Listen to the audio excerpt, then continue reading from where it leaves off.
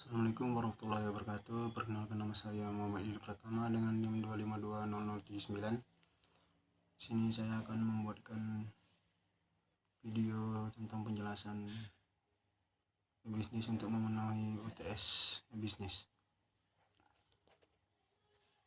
E-bisnis melibatkan proses bisnis yang mencakup seluruh rantai nilai, yaitu pembelian elektronik dan manajemen rantai supply, pemrosesan order elektronik, penanganan pelayanan pelanggan, dan bekerja sama dengan mitra bisnis. Standar teknis khusus untuk e-bisnis adalah memfasilitasi pertukaran data antara perusahaan. E-bisnis solusi perangkat lunak yang memungkinkan integrasi proses perusahaan intra dan interbisnis. E-bisnis dapat dilakukan dengan menggunakan web, internet, intranet, extranet, atau beberapa kombinasi dari semuanya. Pada dasarnya, perdagangan elektronik atau EC adalah proses pembelian, mentransfer, atau bertukar produk, jasa, dan informasi melalui jaringan komputer termasuk internet. EC juga bisa benefit dari berbagai perspektif, termasuk proses bisnis, layanan, belajar, kolaboratif, masyarakat, dan lain-lain. Baru-baru ini, peran aktivitas online di industri besar telah mengalami pergeseran ke arah efisiensi dan mendukung proses bisnis dasar daripada peran aslinya. Penjualan online sebagai bagian dari penawaran produk. Rukit ini adalah daftar model saat ini. Banyak e-bisnis yang diadopsi seperti: pertama, e-shop. Yang kedua, e-commerce. Ketiga, e-procurement. Keempat, e-malls. Kelima, e-auction. Keenam, virtual community. Ketujuh, collaboration platform. Kedelapan, third party marketplace. Kesembilan, value chain integrator. 10, value chain service provider. 11, information broker.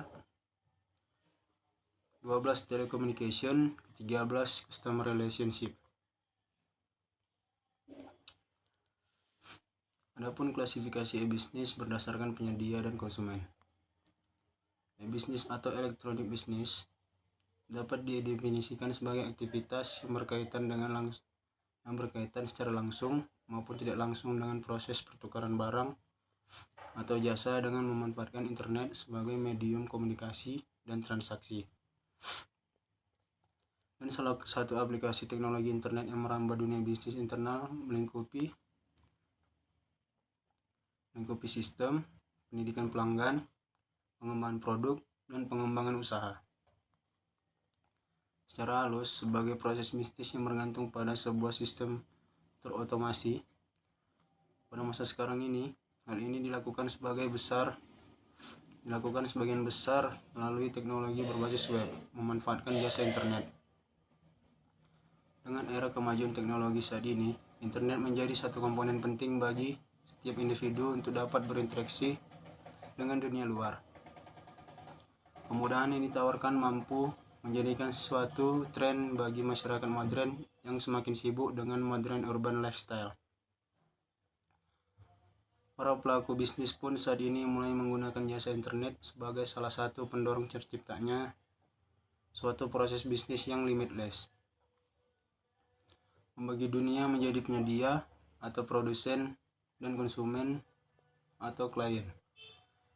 Berikut klasifikasi e-bisnis ke dalam kategori, antara lain business to business atau B2B, business to consumer atau B2C, business to employee atau B2E, business to government atau B2G, government to business atau G2B, government to government atau G2G, government to citizen atau G2C, customer to customer C2C, customer to business C2B. Era.com dulu dikenal sebagai misalnya Amazon, yaitu Amazon e-commerce, merupakan satu set dinamis teknologi aplikasi dan proses bisnis yang menghubungkan perusahaan, konsumen, dan komunitas tertentu melalui transaksi elektronik dan perdagangan barang, pelayanan, dan informasi yang dilakukan secara elektronik. E-bisnis itu merupakan suatu implementasi pertukaran barang dan jasa melalui medium elektronis. Dengan e-bisnis, suatu perusahaan dapat menurunkan total biaya pengeluaran operasional tetap. Lebih jauh, banyak potensi sumber pendapatan baru ditawarkan oleh konsep e-bisnis. Untuk dapat menangkap dimensi ruang lingkup pengertian e-bisnis, cara yang kerap dipakai adalah dengan menggunakan 4W, yaitu pertama, dimensi what. Banyak orang mengira definisi e-bisnis sama dengan e-commerce. Secara prinsip, pengertian e-bisnis jauh lebih luas dibandingkan e-commerce. Bahkan secara fisiologis, e-commerce merupakan bagian dari e-bisnis. Jika e-commerce hanya memfokuskan diri pada aktivitas atau mekanisme transaksi yang dilakukan secara elektronik atau digital, e-bisnis memiliki wilayah yang jauh lebih luas, termasuk dalamnya aktivitas relasi antara dua entiti perusahaan, interaksi antara perusahaan dengan pelanggannya, kolaborasi antara perusahaan dengan parameter bisnisnya, pertukaran informasi antara perusahaan pesaing dengan para pesaing usahanya, dan sebagainya. Adanya internet telah memungkinkan perusahaan untuk menjalin komunikasi, baik secara langsung maupun tidak langsung, dengan berjuta-juta bahkan bermiliar-miliar entiti. Entiti itu adalah pelanggan, mitra, pesaing, pemerintah, dan lain-lain yang ada di dunia maya, karena sifat komunikasi tersebut merupakan bagian dari sebuah sistem bisnis, maka dapat dimengerti luasnya pengertian dari e-bisnis. Selanjutnya, dimensi who. Siapa saja yang terlibat di dalam e-bisnis? Semua pihak atau entiti yang melakukan interaksi dalam sebuah sistem bisnis atau serangkaian proses bisnis merupakan pihak-pihak yang berkepentingan dalam ruang lingkup e-bisnis. Paling tidak ada 7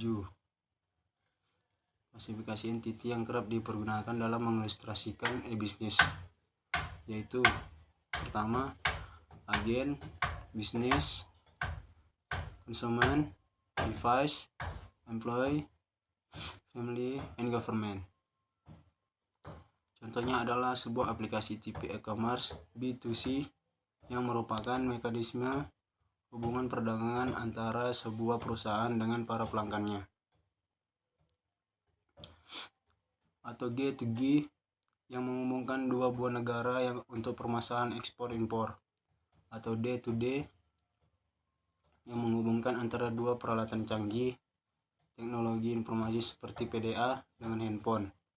Atau B2F yang menghubungkan sebuah perusahaan penjual barang kebutuhan rumah tangga dengan berbagai keluarga dan sebagainya.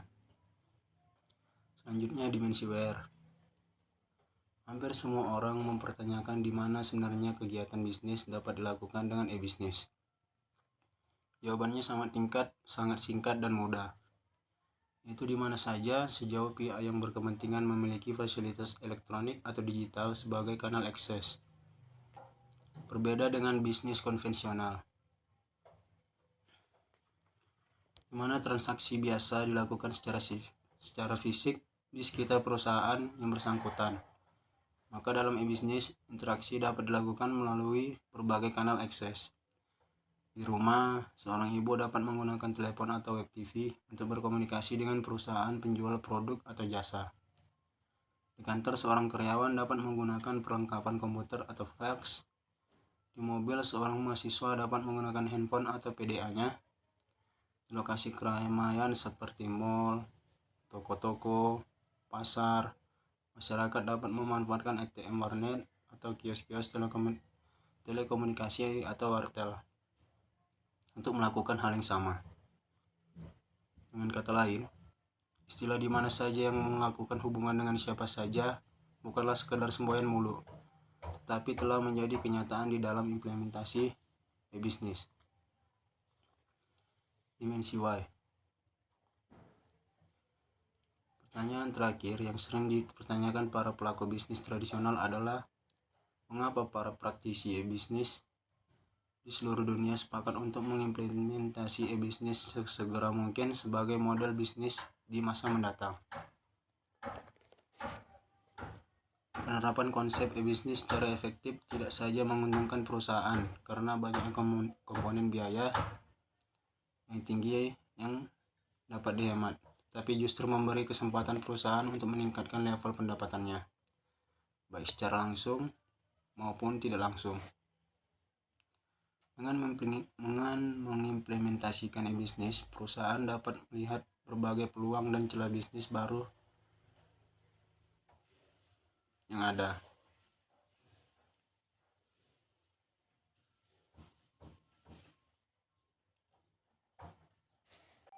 Sebuah bisnis akan berjalan dengan baik jika pekerjaan yang telah direncanakan dengan baik, berarti 50% pekerjaan itu sudah dilakukan. Menurut penulis, terdapat beberapa langkah untuk membuat sebuah bisnis plan. Antara lain, pertama, melakukan evaluasi pada lingkungan sekitar. Kedua, menentukan tujuan terhadap bisnis yang akan dijalankan. Ketiga, membuat pengukuran seperti modal, sumber daya manusia, dan lain-lain terhadap target yang akan ditentukan. Adapun pengertian bisnis plan adalah yaitu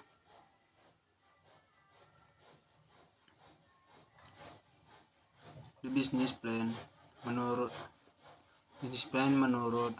Research dan Peters, yaitu the business plan is a written document prepared by entrepreneur that describe all the relevant external dan internal element involved in starting a new. Sedangkan menurut ahli lainnya yaitu Max Coulthard, Andrea Howell, and Jeff Max adalah business plan is details to the organization activity which highlight where the organization has been, where it is away, and where it may get to in the future, and incorporate an action program to achieve this result.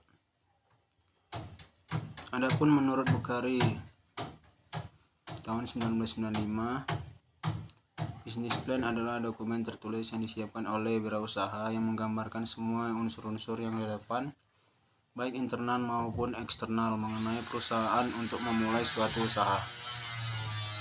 Isinya sering merupakan perencanaan terpadu menyangkut pemasaran, permodalan, manufaktur, dan sumber daya lainnya. Jadi perencanaan bisnis atau business plan merupakan penelitian mengenai kegiatan organisasi secara yang akan datang dan menyusun kegiatan untuk mendapatkan hasil yang diinginkan, yang dituangkan dalam suatu dokumen perencanaan.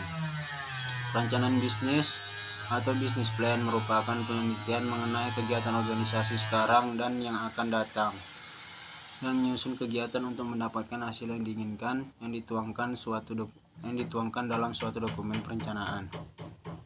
Perencanaan bisnis sangat erat hubungannya dengan wirausaha, sebab perencanaan bisnis ini dibuat agar hasil penciptaan usaha yang dibuat mendekati dengan kenyataannya.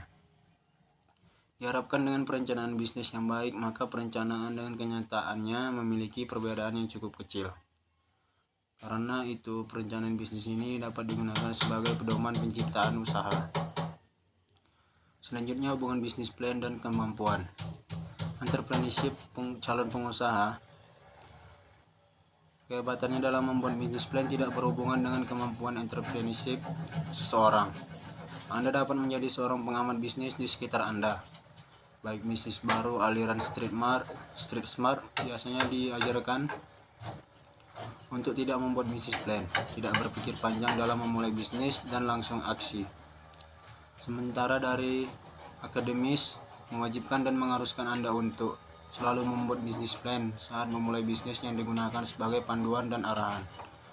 Paling tidak biasanya setelah bisnis bersusah payah dibangun dan membuat bisnis plan, diharapkan para mahasiswa atau siswa yang ingin mempunyai bisnis mempergunakan bisnis plan yang ada sebagai acuan. Namun ternyata kenyataannya banyak yang jago membuat bisnis plan, ternyata belum tentu juga jago berbisnis. Hal ini bisa saja terjadi karena rencana ini lebih sering yang salah daripada benar. Terlalu banyak faktor yang perlu diperhitungkan. Apalagi di era internet, penjualan yang sedang lancar mungkin sekali akan terpengaruh hanya karena seseorang blogger membeberkan kebobrokan layanan purna jual. Jauh lebih berharga jika waktu dipergunakan untuk terjun dan langsung berinteraksi dengan memahami pelanggan. Menurut Nirits, rencana bisnis sebaiknya tetap dibuat, namun calon pebisnis harus siap dengan beberapa rencana yang fleksibel.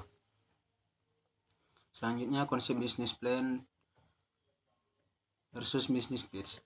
Pitch atau elevator pitch pada dasarnya adalah penjelasan singkat tentang suatu produk atau layanan. Istilah ini identik dengan dunia bisnis ketika para entrepreneur mencoba menjelaskan produk atau layanannya kepada para investor atau calon pelanggan. Bisnis pitch ini memang biasanya dibuat cukup satu lembar. Pada laporan di sini yang penting adalah visi misi atau strategi yang disampaikan. Di sini biasanya terletak nilai inovasinya. Kebanyakan para investor menaruh modal goodwill istilahnya karena terdapat ide di sini. Menurut Nirits, bisnis plan atau selalu perlu saat memulai suatu bisnis. Ini tempat di mana mimpi bertemu angka. Proyeksi revenue tidak harus selalu menaik, bisa saja turun. Kapan kira-kira BEP-nya, kita harus sudah ada perhitungannya. Namanya juga bisnis, kita harus seperti itu, harus menerima apakah kita dapat profit atau tidaknya.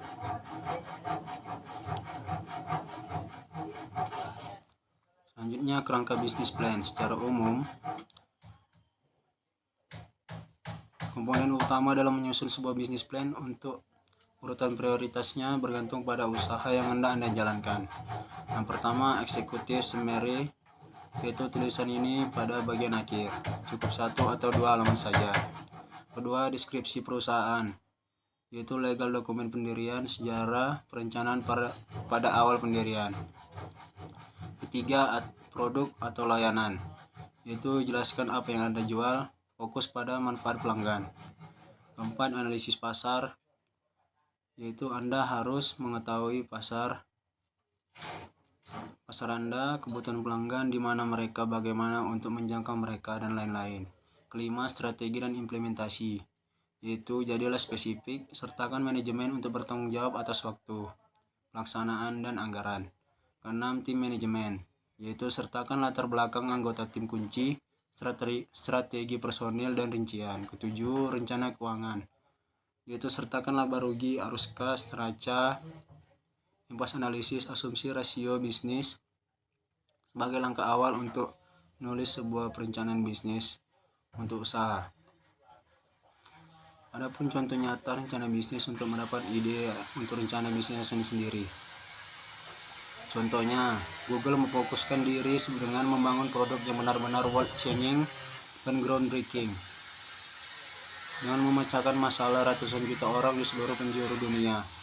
Ketika mereka masih menjadi startup, mereka tidak ingin fokus membangun bisnis plan.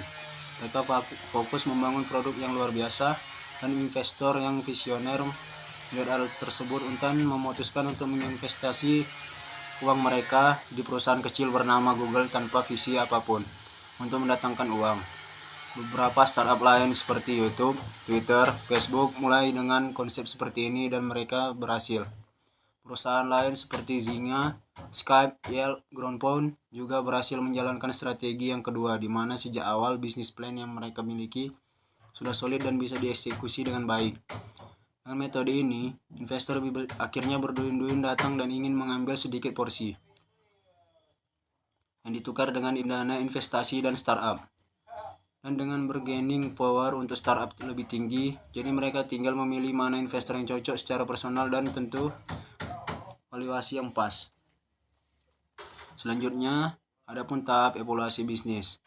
Yang pertama, jalani evaluasi atau perubahan secara personal, perlahan, natural, namun pasti. Merupakan cara yang nampak paling banyak dimiliki atau dipilih oleh perusahaan-perusahaan di negara berkembang yang ingin menerapkan konsep e-bisnis karena prinsip kehati-hatian yang mereka miliki. Hal utama yang harus dilakukan berhubungan dengan hal ini adalah mempelajari bagaimana Sebaiknya langkah-langkah perkembangan tersebut harus dilakukan. Ada 4 tahapan evolusi yang dapat dijadikan pegangan atau panduan bagi perusahaan yang ingin melakukan hal tersebut. Yang pertama itu tahap inform. Pada awalnya, yang biasanya terjadi adalah adanya unit-unit kecil di dalam perusahaan yang mulai mencoba membangun program-program kecil seperti software berbasis internet. Contohnya adalah pengembangan homepage yang menampilkan profil organisasi di internet, atau membangun website yang isinya adalah produk-produk dan jasa-jasa yang ditawarkan perusahaan kepada pelanggannya. Yang kedua, tahap automate. Tahap berikutnya adalah mencoba untuk mengintegrasikan beberapa unit di dalam perusahaan yang masing-masing telah mengimplementasikan konsep kecil e-bisnis. Ketiga, tahap integrate, yaitu tahap pengembangan aplikasi bisnis, mengintegrasikan proses bisnis perusahaan dengan perusahaan atau entiti-entiti lain yang ada di luar perusahaan. Bedanya dengan automate yang lebih menekankan pada target efektivitas pada integrate tujuan utama untuk meningkatkan dan mengembangkan kinerja perusahaan secara signifikan. Keempat, tahap reinvent, yaitu adalah tahap akhir di dalam evolusi dalam cara efektif diimplementasikan jika ada perubahan paradigma mendasar dari manajemen perusahaan, terutama yang berkaitan dengan cara mereka melihat bisnis yang mereka telah memiliki pengalaman sukses.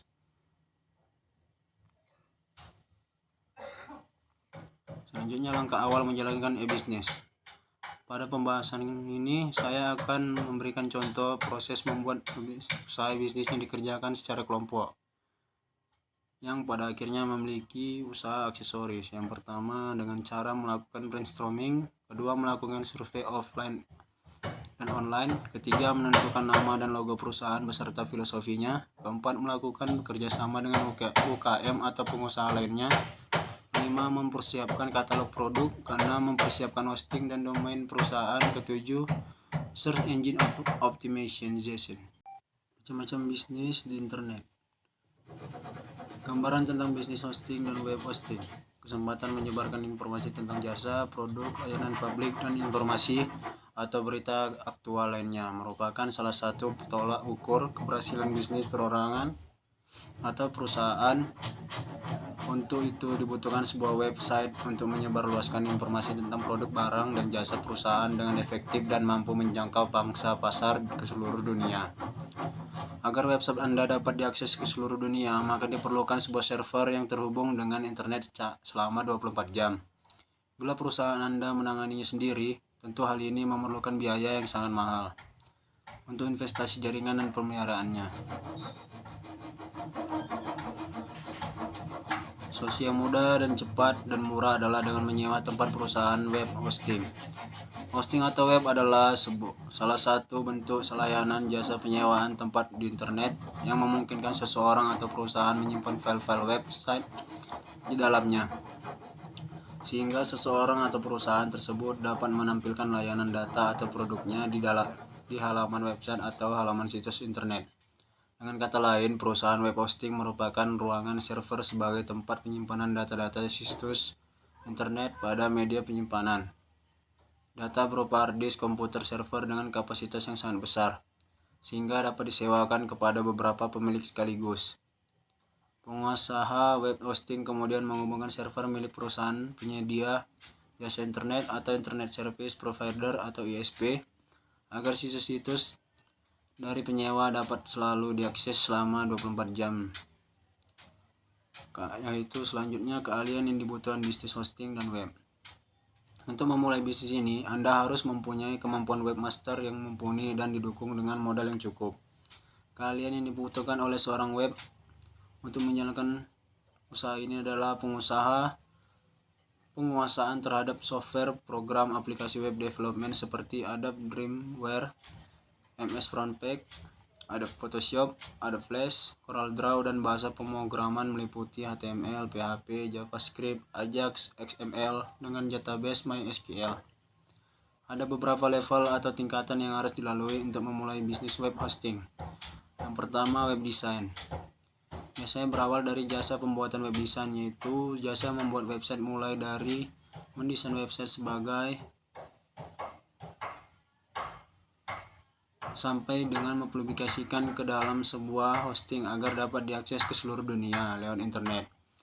Bisnis ini membutuhkan modal yang relatif kecil karena hanya dibutuhkan seperangkat komputer, keahlian mendesain website, dan koneksi internet. Selanjutnya kedua, reseller hosting. Setelah mahir mendesain website, Anda dapat memulai bisnis hosting menjadi reseller hosting dengan mengambil paket resell,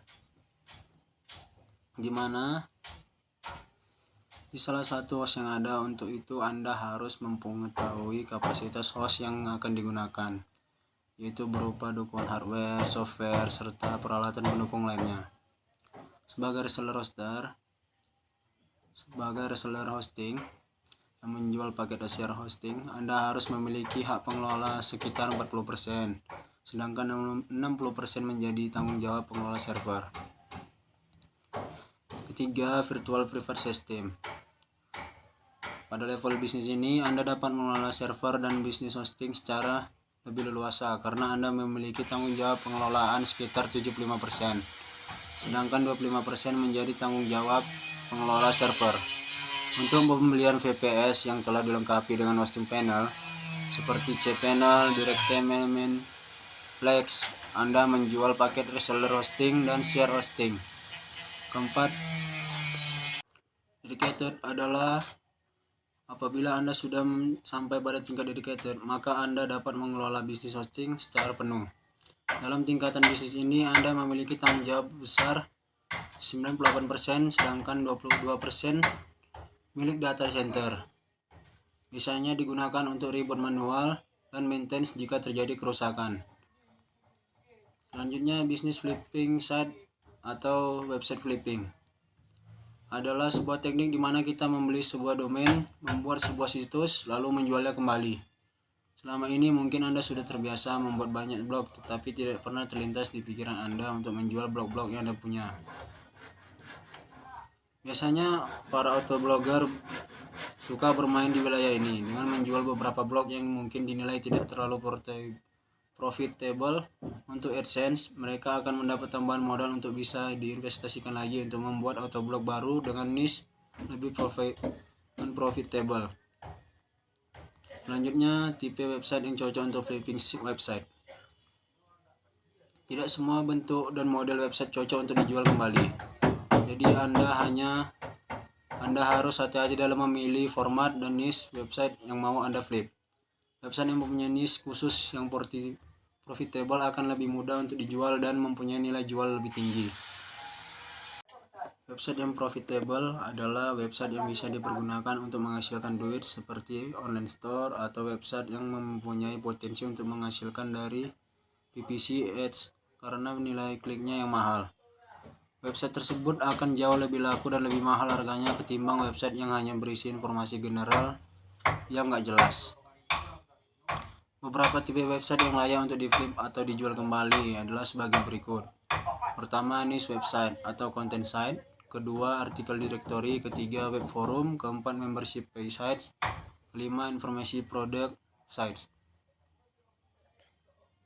Banyak faktor yang dilihat dari pembeli untuk sisi optimasi, di mana beberapa faktor yang perlu kita perhatikan agar website yang kita flip bisa lebih mahal harganya adalah sebagai berikut. Pertama, ranking 10 besar terutama main keyword yang dibidik di major search engine seperti Google, Yahoo maupun MSN. Kedua, mempunyai domain yang mengandung keyword utama yang dibidik. Ketiga, mendapatkan real traffic yang lumayan yang bisa dicek secara langsung dan extreme tracking. Keempat, mempunyai konten yang unik dan mengandung beberapa keyword dan alternatif keyword yang dibidik. Biasanya website yang Anda jual jika memenuhi kriteria di atas, maka bisa dipastikan laku minimal 10 kali dari AdSense earning.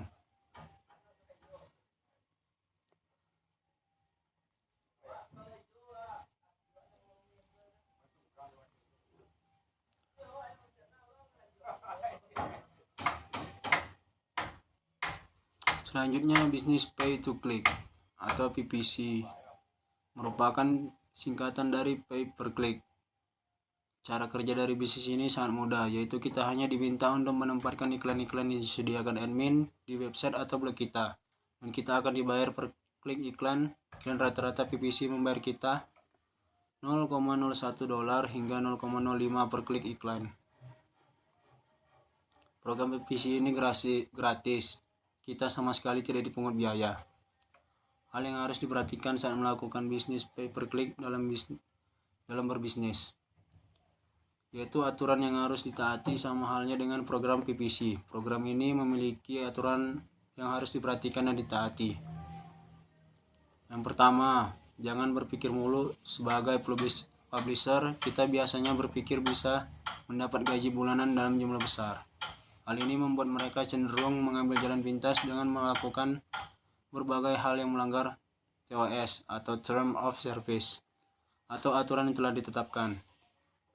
Cobalah berpikir secara sederhana. Jika kita ingin mengikuti program PPC, niatkanlah sebagai tantangan dan jangan pernah berpikir tentang beberapa uang yang kita dapat. Berpikirlah, jika semakin banyak artikel, semakin banyak peluang meningkatkan pengunjung blog. Kedua, sukses membutuhkan waktu. Jangan pernah mengambil jalan pintas dengan melakukan klik pada iklan sendiri atau menyuruh teman, saudara, rekan keluarga, maupun orang lain untuk secara sengaja melakukan klik pada iklan. Google memiliki kemampuan mendeteksi kecurangan ini dan akan membanned Anda. Jika akun Anda dibanned, nilai uang yang sudah Anda peroleh akan dihanguskan dan blog atau website yang Anda punya tidak bisa didaftarkan ulang. Ketiga, kerahkan segala kemampuan. Seorang publisher yang sukses biasanya belajar tentang cara mengisi posting, menempatkan iklan, membuat layout website atau blog kita, perpaduan warna, menambahkan HTML, CSS, JavaScript, engine blog, format website, dan banyak hal yang digunakan agar website atau blog kita lebih menarik. Sistem PPC. Ada beberapa sistem PPC, tapi hanya 3 terbesar dan sedikit sistem yang levelnya di bawah. Pertama, Google AdWords. Google AdWords bisa dikatakan sebagai sistem PPC yang paling terkenal. Sejak Google menjadi satu-satunya search engine terpenting, sistem ini menampilkan jutaan iklan PPC setiap harinya.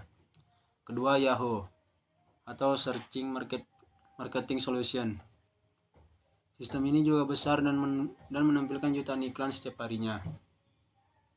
Overture adalah perusahaan yang pertama kali mengeluarkan PPC berbasis search engine. Ketiga, MSN Ad Center. MSN merupakan online layanan milik Microsoft sampai dengan pertengahan tahun 2006. Ada center yang mendapatkan materi iklan PPC dari Yahoo. Saat ini mereka telah membangun sistem PPC mereka sendiri dan menghentikan menggunakan iklannya. Selanjutnya, bisnis paid to review. Paid to review atau PTR adalah sebuah program bisnis online yang memberikan komisi kepada membernya untuk setiap review produk yang dibuat dan dipublish di blognya. Review yang ditulis bisa berbahasa Inggris atau Indonesia. PTR salah satu bisnis online atau advertiser pemilik iklan memberikan job kepada Anda dengan menulis review artikel ke dalam salah satu postingan Anda melalui pihak ketiga. Kemudian kita akan dibayar sesuai kesepakatan yang telah disepakati. Pihak ketiga di sini adalah yang menjadi perantara antara advertiser dengan blogger atau publisher. Baiklah, sekian yang bisa saya jelaskan. Jika saya salah cakap atau terbata-bata dan sering menunggu lama, saya mohon maaf. Terima kasih. Assalamualaikum warahmatullahi wabarakatuh.